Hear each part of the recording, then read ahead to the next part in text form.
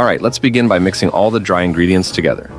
Pour the sugar straight into the bowl, but it's best to sift the rest. Next, add the flour. I go with regular all-purpose. 1 3/4 cups should do the trick. Then toss in 1 cup of unsweetened natural cocoa, a heaping teaspoon of baking soda, and another heaping teaspoon of baking powder. And lastly, don't forget the salt. I just add 1/3 teaspoon.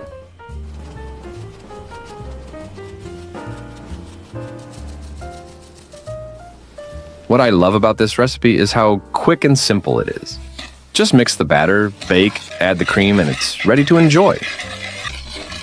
After everything is mixed well, make a small well in the center. It's a simple trick to help the dry and liquid ingredients come together nicely in one bowl. Now crack in 2 eggs. Room temperature works best, as they blend more easily and improve the texture. Next, pour in half a cup of vegetable oil. Then add 1 cup of milk. Like the eggs, room temperature is ideal.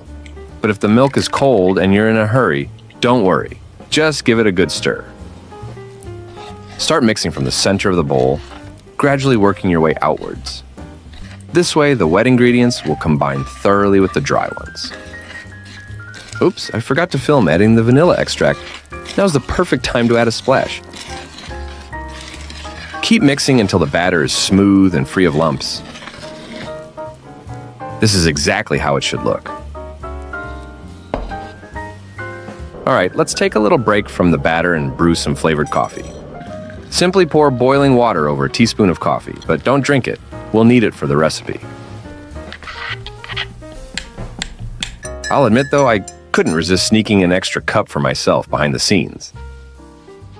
While the coffee is brewing, let's go ahead and grease the baking molds really well. Make sure you cover all the nooks and crannies so nothing sticks when we bake.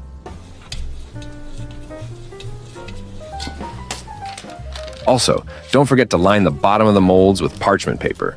Otherwise, your cakes might decide to settle in and never leave. All right, now let's get back to the batter and slowly pour the coffee in. Adding it little by little makes it easier to blend everything together, giving you a smooth and even batter. Even if the batter looks more like a milkshake, pour in every last drop of coffee. It's exactly how it should be. The batter might seem runny, but trust me, the cake will turn out perfect.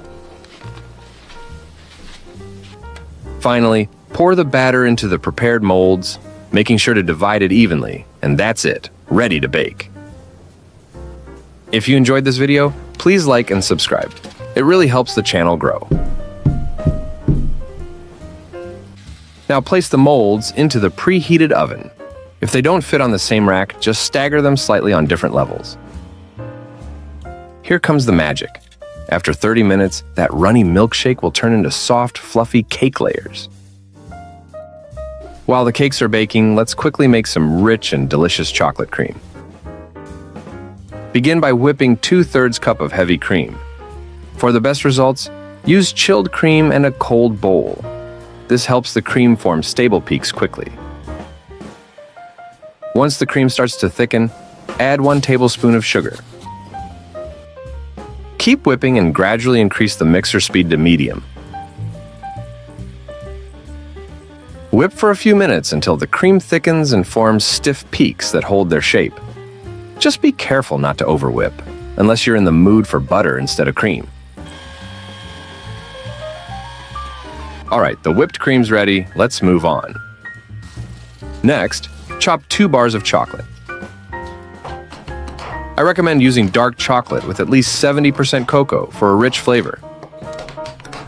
The smaller you chop it, the easier it will melt.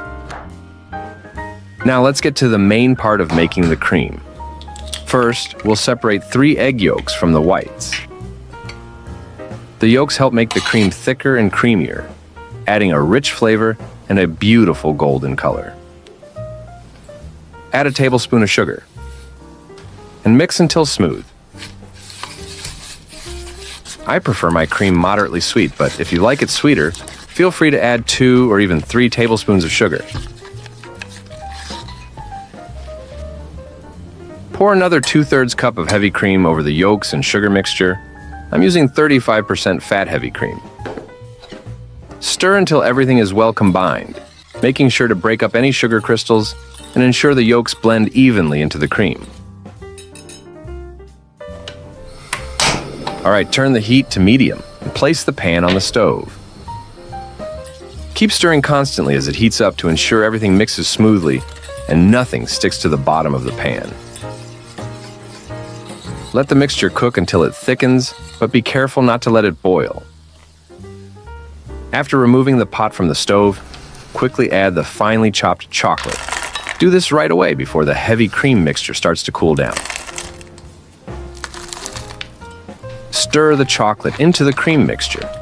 It will melt quickly and everything will combine nicely.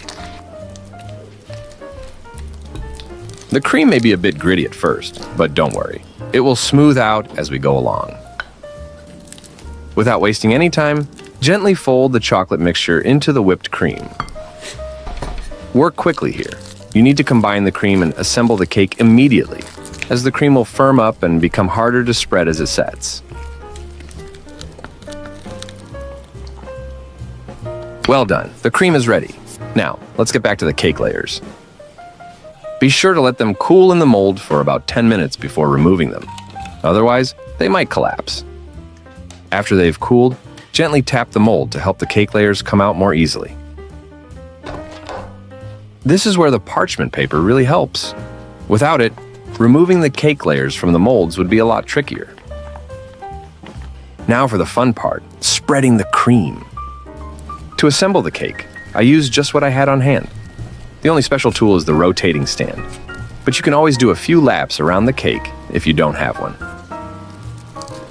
All right, time for the second layer. It came out just as easily thanks to the parchment paper and butter. Yep, I know the cream looks a bit strange here, but it's absolutely delicious.